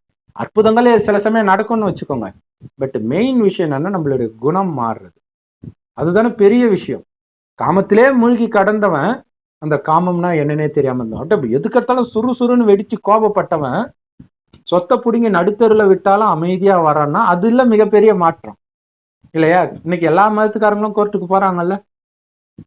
கோர்ட்டு, போலீஸ் ஸ்டேஷன், சர்ச்சே போகுது, மசூதியே போகுது, கோயிலே போகுது. ஆனா இங்க எதையும் இழக்க நீ தயாராயிரு. இதுதான் இறைவனுடைய ஞானம். இது பாத்தீங்கன்னா அமரக்கதை. பார்வதி தேவி கேட்பாங்க சிவன் கிட்ட, நிறைய பேர் சிவனுடைய மனைவின்றாங்களா, இது நம்ம தான் இறைவனுக்கு மனைவி. மனைவி கணவனை நினைக்கிற மாதிரி இறைவனை நினைக்கிறோம். ஆத்மா பரமாத்மாவை நினைக்குது, உடம்பு கிடையாது. உடம்பு நினைச்சாதான் உங்களுக்கு தப்பா தெரியும். இது பரிசுத்தமான கணவன் மனைவி. இங்க இறைவனோட பரிசுத்தமான மனைவியா இருக்கிறதுடைய நினைவு தான் அங்க மனிதனுக்கே நீங்க பரிசுத்தமான மனைவியா இருப்பீங்க. சொர்க்கத்துல காமம் இல்லாமல் இருக்கும். கணவன் மனைவி குழந்தை பிறக்கணும்னு நினைக்கும் போது மனைவி கர்ப்பம் அடைவார். சோ அப்படி வந்து நம்மள மாத்துறாரு. இன்னொரு விஷயம் என்னன்னா, ஆரம்பத்தில் இருந்தவர்கள் வந்து ரொம்ப வருஷம் ஆனதுனால ஆத்மா ரொம்ப வீக் ஆயிடும், பலகீனம் ஆயிடும், காமம் கோபம் எல்லாத்துலயும் மூழ்கி கிடக்கும். அப்ப இறைவனை பிடிச்ச உடனே அந்த டிஃபரன்ஸ் அவங்களுக்கு தெரியும். இறைவனை நினைக்கும் போது அந்த ஆனந்தம், அதாவது கரிமீனிலே மூழ்கி கிடப்பாங்க, அப்படி மூழ்கினவங்கள விடணுன்ற வைராக்கியம் வரும். ஆக்சுவலா நமக்கு கம்பேர் பண்ணும்பொழுது கிறிஸ்தவர்களோ முஸ்லிம்களோ அந்த அளவுக்குள்ள மூழ்க மாட்டாங்க, கொஞ்சம் தான் மூழ்குவாங்க. அவங்க நினைச்சா வந்துடலாம். ஆனா என்ன பண்றது, நாடகத்தின்படி அவங்களுக்கு அதிர்ஷ்டம் இல்லைன்னு தான் சொல்ல முடியும். ஏன்னா அவங்க உறுதி வச்சுட்டாங்க, அல்லாஹ் வந்துட்டாருன்னு உண்மையிலே தெரிஞ்சிச்சுன்னு வச்சுக்கலாம், மற்ற மதத்தை விட அவங்க முன்னாடி போயிடுவாங்க. அந்த மாதிரி முஸ்லிம்களை நிறைய பேர் மாறதான் செய்யறாங்க. பட் ஆனா அதிர்ஷ்டம் வேணும் இல்ல, அதுதான். அப்ப அவங்களுக்கு தெரியும் இங்க என்ன மாற்றம் நடக்குது. கடவுள் வர்றது மனிதனை தேவதையாக்குறது, மேஜிக் பண்றது கிடையாது. கடைசியில அதுவும் நடக்கும். ஏன்னா பஞ்ச தத்துவம் உங்க கட்டுப்பாட்டுல வந்துடும்ன்றது. இந்த பஞ்ச தத்துவத்தை முதல்ல உங்க கண்ட்ரோல்ல எடுத்துட்டு வந்து காட்டுங்க, அந்த பஞ்ச தத்துவம் உங்க கண்ட்ரோல்ல வந்துடும். உலக அழிவின் பொழுது அந்த மேஜிக் எல்லாம் பார்ப்பாங்க, கடைசியில நடக்கும். ஸோ அது எல்லாமே கடவுள் வந்து அதை ரகசியமாகவே வச்சிருக்காரு. கடைசியில ஒவ்வொரு மதமும் எப்படி நம்புமோ அந்த விஷயங்கள் வந்து நம்ம மூலமாக நடக்கிறதா அவங்க பார்க்கும்பொழுது அவங்க நம்புவாங்க, அது வரைக்கும் நம்ப மாட்டாங்க. ஸோ அந்த மாதிரி எது வேணாலும் நடக்கும். கடல் பிரியறதா இருக்கட்டும், சுனாமி வரும்போது நம்மை தாக்காம சுத்தி போறதா இருக்கட்டும், எல்லாமே நடக்கும். சரி, ஓகே சிஸ்டர். அடுத்தது, நபியே, உண்மையான மார்க்கத்தை கொண்டு நல்லவர்களுக்கு நன்மாராயம் கூறக்கூடியவராக மற்றும் தீயவர்களுக்கு அச்சமூட்டி எச்சரிக்கை செய்யக்கூடியவராக நிச்சயமாக நாம் அனுப்பி வைத்தோம். மேலும் நரகவாசிகள் பற்றி நீர் கேட்கப்பட மாட்டீர். இது செம்ம ஆழமான பாயிண்ட். அங்க நபின்றது இது எல்லாமே நமக்கு வர விஷயங்கள் தான். இப்ப உண்மையானதை கொண்டு, உண்மையான வழியை இங்க நல்லவர்களுக்குன்னு பிராக்கெட்ல போட்டிருக்காங்க. நன்மாராயம், அதாவது நல்ல வழி கொடுக்கக்கூடியவராக அனுப்பி வைத்தோம். இந்த செய்தியை நாம கொடுக்கிறோம். அடுத்தது, மற்றும் அச்சமூட்டி எச்சரிக்கை செய்யக்கூடியவராக. அப்படி இவங்க தீயவர்களுக்குன்னு போட்டாங்க. இங்க எல்லாருமே தீயவர்கள் தான் கலியுகத்துல. தீயவர்களைத்தான் கடவுள் நல்லவரா மாத்துறார். கடவுள் யாரையும் இருக்கிறதெல்லாம் கிடையாது. ஏத்துக்கிறவங்க சொர்க்கத்துக்கு வர போறாங்க, ஏத்துக்காதவங்க இந்த பூமி சொர்க்கம் முடிந்து மீண்டும் நரகமாகும் போது வருவாங்க. அவ்வளவுதான். எல்லாருமே நரகத்துக்கு வந்துதான் ஆகணும். ஏன்னா ஆல்ரெடி இப்ப நரகத்துலதான் இருக்கிறோம். இப்ப இந்த எச்சரிக்கை இருக்குதா அப்படின்னா இருக்குது. ஏன்னா நம்ம செய்த பாவமே நமக்கு தண்டனை, தலை மேல பாவம் மலை மாதிரி இருக்குதுன்ற அதுல இருந்து காப்பாத்துறதுக்கு கடவுள் வராரு. வரலன்னா அந்த தண்டனை நீங்க அனுபவிக்க வேண்டியதா போயிடும் அப்படின்றது. மற்றபடி கடவுளை நினைக்காததுக்காக அவர் தண்டனை கொடுக்கல. அவர் கொடுக்கவே இல்லை. நம்ம செய்த பாவத்திற்கான தண்டனை கர்மத்தின் விதிப்படி கிடைக்குது. அது கொடூரமாக இருக்கும், கேட்கவே கேட்காதீங்கன்ற. இப்பவே நம்ம இந்த பாலியல் குற்றங்கள்லாம் எவ்வளவு கொடூரமா கொல்கத்தால கொலை பண்ணதெல்லாம் நம்ம பாக்குறோம். இப்ப கஷ்டப்படுறோம். ஆனா அந்த ஆத்மா என்ன பண்ணியிருந்தா அது நடந்திருக்கும்னு யோசிச்சு பாருங்க. அதெல்லாம் இருக்குது இல்ல. ஏன்னா நமக்கு தெரியாது, உடம்ப மாத்திட்டு வந்ததுனால நம்ம பரிதாபப்படுவோம். அதுக்கு முன்னாடி பெரிய ராஜாவா இருந்திருக்கலாம், காமம் சம்பந்தப்பட்ட நிறைய தவறு பண்ணிருக்கலாம், நிறைய விஷயங்கள் இருக்குது. சோ ஆனால் இதுல கடைசி லைன் இருக்கு பாருங்க, நரகவாசிகள் பற்றி நீர் கேட்கப்பட மாட்டீர்கள். ஏன்னா இந்த ஞானத்தை எல்லாருக்கும் கொடுக்க வேண்டியது நம்மளுடைய கடமை. கொடுத்தீங்களான்னு கடவுள் கேட்பார். உங்க தொடர்புல நீங்க பஸ்ல போனா கூட பக்கத்துல உட்காந்துட்டு இருக்கிறவங்க இந்த ஞானத்தை கொடுக்க வேண்டியது உங்களுடைய கடமை, கொடுத்தே ஆகணும். ஆனால் no no no no no நாங்களும் கிறிஸ்டின் இதெல்லாம் கேட்கவே மாட்டோம், நாங்களும் முஸ்லீம் இதெல்லாம் கேட்கவே மாட்டோம், நாங்களும் விஷ்ணுவை வழிபடுபவர்கள் இதெல்லாம் கேட்க மாட்டோம் அப்படின்னு பேசுறாங்கன்னு வச்சுக்கோங்கலாம். நம்ம அதுக்கப்புறம் போய் சொல்ல முடியாது, அதுக்கு நீங்க பொறுப்பு இல்லைன்ற. அதுதான் நரகவாசிகளை பற்றி கேட்க மாட்டேன். அதாவது நரகத்திலே பிறக்கணும்னு இருக்குது, நம்ம ஒன்றும் பண்ண முடியாது, அதை பற்றி கேட்கப்பட மாட்டேன் அப்படின்னு சொல்றது. இது கீதையில இருக்கும். கீதையில என்னன்னா, எப்படிப்பட்டாவது இந்த ஞானத்தை நீ மற்றவர்களுக்கு கொடு, ஆனால் விசுவாசம் மற்றவர்களுக்கு கொடுக்காதே அப்படின்னு. அது பெரும் பாவம்னு இருக்கும். ஆனா பாவம் எல்லாம் கிடையாது, நம்ம கொடுக்கணும். ஏத்துக்கலைன்னா அவங்க இதை ஏத்துக்கக்கூடிய மனப்பக்குவம் வரணும் அப்படின்னு சுப பாவனை வைக்கணும். இன்னைக்கு இல்லைனாலும் நாளைக்கு மாயா கிட்ட அடி வாங்கின பிறகு இங்க வந்துதான் ஆகணும். ஏன்னா அல்லாஹ் ஒருவர் தான், அவருடைய வழியும் ஒன்றுதான். இதை விட்டு எங்க போவாங்க? சோ இப்ப ஸ்லைட்டா கொடுத்து பார்ப்போம். இல்லைன்னா சரி பரவாயில்லங்க, கடவுள் நட்சத்திரம் மாதிரி இருக்காரு, அவரை நினைங்கன்னு சொல்லிட்டு விட்டுணும். கடைசியில ஞாபகம் வரும், அப்படியே நம்மளால போகவே முடியலன்னும் போது ஒரு செகண்ட் நினைக்கும், டக்குன்னு மேல போயிடும். அவங்க மேல மட்டும் போவாங்க, சொர்க்கத்துக்கு வர மாட்டாங்க. மற்றபடி இறைவனை கரெக்டா நட்சத்திரம் மாதிரி நினைக்காம எந்த ஆத்மாவும் மேல போகவே முடியாது, எந்த மதத்து ஆத்மாவும். அப்படின்னு அர்த்தம் எல்லாருக்கும் இந்த வழி. இப்ப பைபிள் படிக்கலைன்னா முஸ்லீமுக்கு நஷ்டம் இல்லை, குரான் படிக்கலைன்னா கிறிஸ்டினுக்கு நஷ்டம் இல்லை, கீதை படிக்கலைன்னா மற்ற மதத்தினருக்கு நஷ்டம் இல்லை, யாருக்கும் லாபமும் கிடையாது இதை படிக்கிறதுனால. ஆனா இந்த ஞானம் கேட்கலன்னா எவ்வளவு லேட்டா கேட்குறீங்களோ அந்த அளவுக்கு உங்களுக்கு தான் நஷ்டம். ஏன்னா கடைசியில டைம் இருக்காது, நிச்சய புத்தி வந்தா கூட டைம் இருக்காது. மதஸ்தாபகர்களும் கடைசியில வந்து எடுப்பாங்க, எடுத்த உடனே உயிர் பிரிஞ்சிடும். அப்புறம் எங்க மற்றவங்களுக்கு போய் சொல்றது ஞானத்தை? அப்புறம் எப்படி அவங்க குணத்தை வளர்த்துக்கிறது? எதுக்கும் டைம் இருக்காது. ஆனா அவங்க கொஞ்சம் நல்லவர்களாகவே இருப்பாங்க, அந்த மதத்துல பெரிய பெரிய ஆட்களா இருப்பாங்க. ஆனால் கொஞ்சம் நல்லவர்களா இருக்கணும், இந்த ஞானத்தை கேட்டுட்டு டக்குன்னு ஒரு வைராக்கியத்துல போயிடுவாங்க. ஐயோ இந்த ஞானத்தை சொல்லாம நான் போயிட்டேனே அப்படின்ற அந்த எண்ணம் இருக்குது இல்லையா, அதுதான் அவங்க சொர்க்கத்துக்கு வரமாட்டாங்க. ஏன்னா குணத்தை மாத்திக்கல, அந்த தூய்மை சக்தி இருக்காது. நரகத்தில் முதலாக அதே ஆத்மா வரும். உதாரணத்துக்கு கிறிஸ்து ஆத்மா இருக்குன்னா இந்த ஞானத்தை கேட்டவுடனே சொல்லணும்னு தோணும், இயல்பாகவே அவங்களுக்கு அந்த உணர்வு இருக்கும். ஆனா சொல்றதுக்கு டைம் இல்லைன்னும் போது ஐயோ எனக்கு ஒரு வாய்ப்பு கொடுன்னு கடவுள் கிட்ட வேண்ட வரம் அது. அதுதான் இங்க இருந்து அந்த மதம் தோன்ற வேண்டிய நேரத்தில் டக்குன்னு கீழே வரும், வந்து அந்த ஞானத்தை சொல்லும். அதுக்கப்புறம் இன்னொரு உடல் எடுத்தோடனே மறந்துடும் ஞானத்தை. எவ்வளவு அற்புதமா இருக்கு பாருங்க இந்த படைப்பு. அதுதான். சோ அதனால கேட்கிறவங்களுக்கு சொல்லுங்க, நிராகரிக்கிறவங்க கிட்ட நேரத்தை வீணாக்காதீங்கன்னு கடவுளே சொல்றார், பிரம்மகுமாரிகள் ஞானத்திலே சொல்றார். அதுதான் இங்கேயும் சொல்லப்பட்டு இருக்குது. சொல்லுங்க சிஸ்டர். 120.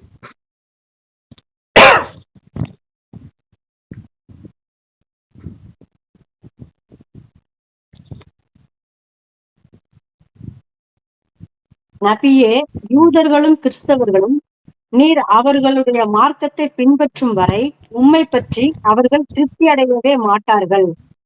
ஆகவே அவர்களிடம் அல்லாஹ்வின் நேர்வழியாகிய இஸ்லாம் தான் நிச்சயமாக நேர்வழி, அதனையே பின்பற்றுவேன் என கூறிவிடுவீராக. அன்றியும் உமக்கு உண்மையான அறிவு வந்ததன் பின்னும் அவர்களுடைய மன இச்சைகளை பின்பற்றுவீர்களானால் அல்லாஹ்விடமிருந்து உம்மை காப்பாற்றுகிற எந்த பாதுகாவலனும் எவ்வித உதவி செய்பவனும் உமக்கு இல்லை. சூப்பர். சோ நீங்க படிச்சதே பிராக்கெட்ல இருக்கிறதெல்லாம் கட் பண்ணிட்டு படிக்கிறோம் பாருங்க.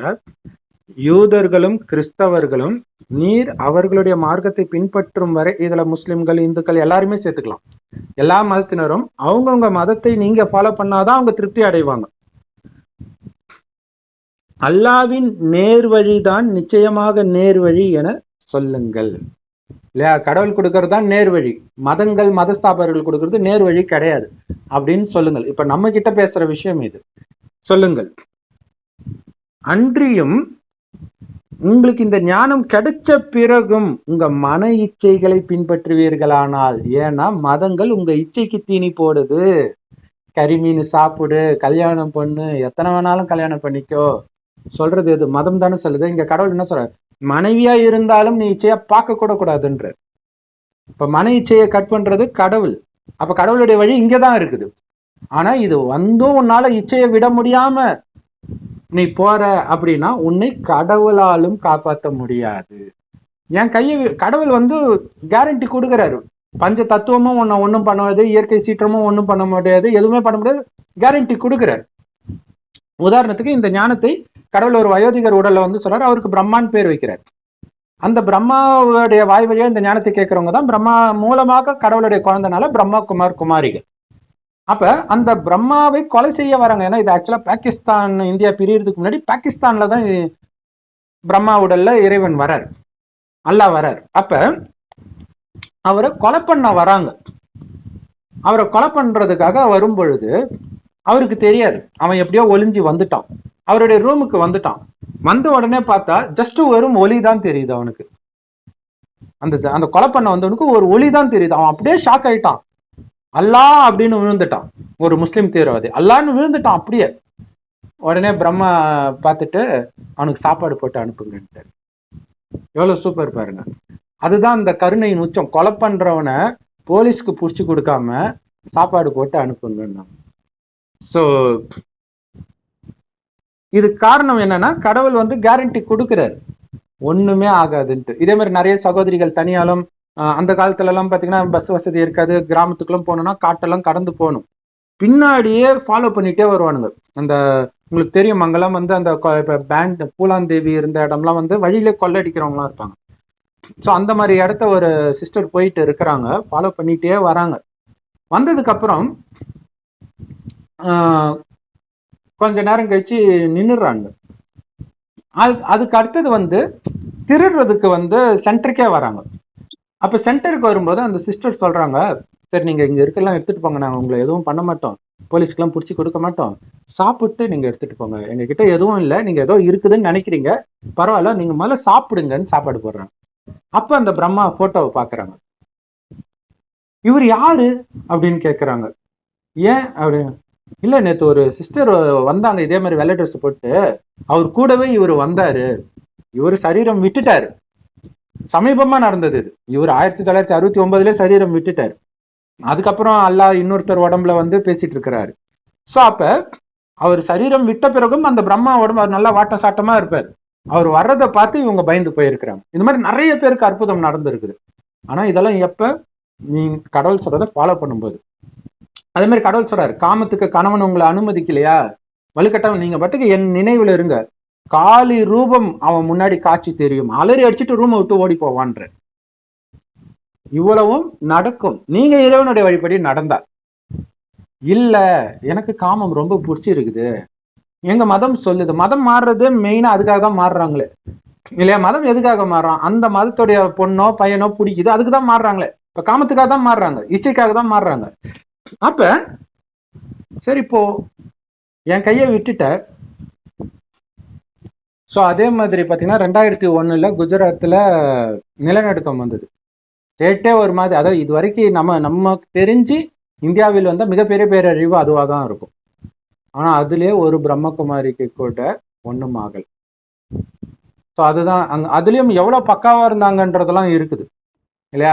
ஃபாலோ பண்ணலன்னா அது வேற விஷயம். இப்போ கூட சொல்லுவாங்களே, சபரிமலைக்கு போய் ஆக்சிடென்ட் ஆகுது, மெக்காவுக்கு போய் 1300 பேர் இறந்தாங்க, வெயில்ல இறந்தாங்க. முதல்ல கடவுள் போக சொல்ல, முதல்ல கடவுள் அதுக்கு பொறுப்பு இல்லை. பட் அதுலயும் அவங்க உத்தமமா இருக்கிறாங்களான்றது ஒண்ணு இருக்குது இல்லையா? சோ அதெல்லாம் பொறுத்துதான் எல்லாமே நடக்குது. கடவுள் அலைய விடுறவர் கிடையாது, அலையிறதுல இருந்து நம்மளை காப்பாத்துறவர். நீ பாட்டுக்கு வீட்டுல உட்காந்துட்டு இறைவன் நினைவுல இரு, தூய்மையாய் சொர்க்கத்துக்கு வாங்க. அவர் போய் இந்த கோயிலுக்கு போ, அந்த மசூதிக்கு போ, இந்த சர்ச்சுக்கு போ, முட்டி போடு, அப்படி போடு, இப்படி போடு, எதுவும் கிடையாது. இறைவனை நினைவு பண்ணு. உன் ஆத்மா தூய்மை ஆகணும். இறைவன் கொடுக்குற ஞானத்தை கேளு, அதன்படி நீ நட, உனக்கு ஒன்றும் ஆகாது, நான் கேரண்டின்றார். அந்த உலக அழிவின் போது கடைசி நேரத்துல இப்ப நடந்துட்டு இருக்குது. எந்த நேரம் வேணாலும் வரலாம். அங்க நிலச்சரிவு வந்துச்சுன்னா இங்க வர்றதுக்குலாம் டைம் எடுக்காது. இப்ப ஏதோ பூமிக்கு அடியில ஒரு கடலை கண்டுபிடிச்சிருக்காங்க, அது மேல வர்றதுக்கு வாய்ப்பு இருக்குதுன்றாங்க. வாய்ப்பு இருக்குதுன்னா உலக அழிவு கன்ஃபார்மா உண்டு. ஏன்னா கடைசி 100 வருடம் தான் இறைவன் வர்றார். அவர் 88 வருஷம் முடிஞ்சிச்சு. ஸோ எந்த நேரம் வேணாலும் வரும். ஆனால் அந்த நேரமும் உனக்கு ஆகாதுன்ற அந்த மாதிரி நேரத்துல நீ எங்க இருக்கிறேன்னு இப்ப நினைக்காத, என் நினைவிலே நீ நிலைச்சு இருந்தன்னா உனக்கு எதுவும் ஆகாதுன்றார். ஆனா இப்பவே இறைவன் நினைவுல இருந்தாதான் அப்பயும் வரும், இல்லாட்டா இறந்தவர்கள் நினைவு தான் வரும் இல்லையா? உங்க அப்பா அம்மா போயிடுவாங்க, கணவன் மனைவி போயிடுவாங்க, குழந்தை போயிடும், அவங்க நினைவுல போயிட்டீங்கன்னா முடிஞ்சு போச்சு. அப்ப நான் ஆத்மா, என்னுடையவர் ஒரு சிவபரமாத்மா மட்டும்தான், வேற யாரும் கிடையாதுன்னு இருந்தீங்கன்னா உடல் உணர்வே இருக்காது, என்னுடையவர்கள்ன்ற உணர்வே இருக்காது. எல்லாமே என்னுடைய சகோதர ஆத்மாக்கள். ஆத்மாவை காப்பாற்றணும்ன்ற எண்ணம் இருக்கும். ஆத்மாவை காப்பாத்துறது என்னது? இந்த பூமியில இருந்து மேலே எட்டுட்டு போறது. ஸோ அது மட்டும்தான் உங்களுடைய கவனம் இருக்குமே தவிர, உடம்பு அது அதோடைய பாவத்துக்கானது அனுபவிச்சுதான் தீரும். அதுல இருந்தெல்லாம் விலகி இருங்க. ஆத்மா சக்தி நிரம்பணுன்றதுல மட்டும் கவனம் வைங்க அப்படின்னு கடவுள் சொல்றாரு. இதையெல்லாம் நீ மீறி உன் இச்சைப்படிதான் போவ அப்படின்னா அழகா அந்த லைனே வருது பாருங்க. இந்த ஞானம் கிடைத்த பின்னும் உன் மன இச்சையே பின்பற்றனா அல்லாவிடமிருந்து எந்த பாதுகாவலனும் எந்த உதவி செய்பவனும் உனக்கு கிடையாது. இது பைபிள் எப்படி போட்டிருக்குன்னா, உனக்கு பக்கத்திலே உன்னுடைய அம்மா, அப்பா, கணவன், மனைவி, குழந்தை யார் இருந்தாலும் உன்னை காப்பாற்ற முடியாது. அதுதான் விஷயம். அப்ப உடலுக்கான மதங்கள் தான் இங்க இருக்கக்கூடிய மதங்கள் எல்லாம். ஆத்மாவிற்கான மதம் அமைதி தான். ஆத்மாவுடைய சுயதர்மம் அமைதி. அந்த அமைதியின் வழியை இறைவன் இப்ப கொடுக்கிற சொர்க்கத்திற்கு போறதுக்கு. சோ எதற்கும் உனக்கும் சம்பந்தம் இல்லை. ஆத்மா பரமாத்மா அவ்வளவுதான், மூணாவது யாரும் இல்லை அப்படின்னு இருக்க சொல்றேன். Okay sister. Okay okay, thank you. So எல்லோரும் இப்ப நிறைய முஸ்லிம் சகோதரர்கள் முஸ்லிம் சகோதரர்களை யோசிக்க வைக்கிறீங்க, அதுக்கு ரொம்ப தேங்க்ஸ் அப்படின்னு முஸ்லிம் சகோதரர்களே போடுறாங்க. ஸோ ரொம்ப நன்றி எல்லாருடைய ஆதரவுக்கும். ஸோ இதை மற்றவர்களுக்கும் சொல்ல வேண்டியது நம்முடைய கடமை. யுக்தியாக சொல்லுங்க, முடியலன்னா ஜஸ்ட் இதை ஷேர் பண்ணி விட்டுருங்க, முடிஞ்சு போச்சு. ஏன்னா ஒவ்வொரு இடம் ஒவ்வொரு மாதிரி இருக்கும், சொன்னதெல்லாம் எல்லாரும் கேட்க மாட்டாங்க இல்லையா? கோடியில ஒருத்தர் தான் இந்த ஞானத்தை எடுப்பாங்க. சொல்றது நம்ம வேலை, அவ்வளவுதான். ஓம் சாந்தி. தேங்க்ஸ் ஃபார் வாட்சிங். ஸோ இன்னொன்னு, இது எல்லா மத சகோதரர்களுக்கும் தான் நம்ம சொல்லிட்டு இருக்கோம் இல்லையா? எல்லா மதத்தை பற்றி தான் பேசிட்டு இருக்கிறோம். ஸோ எல்லோரும் பார்த்து நீங்க யோசிச்சு பாருங்க, இதுக்கு முன்னாடி நீங்க நம்பினது உண்மையா, இப்ப கடவுள் சொல்றது உண்மையா? கடவுள் சொல்றதை ஏத்துக்க போறீங்களா? உங்க இச்சைக்கு தீனி போடுற உங்க மதம் சொல்றதை ஏத்துக்க போறீங்களா? உங்க கையில. ஓம் சாந்தி. தேங்க்ஸ் ஃபார் வாட்சிங்.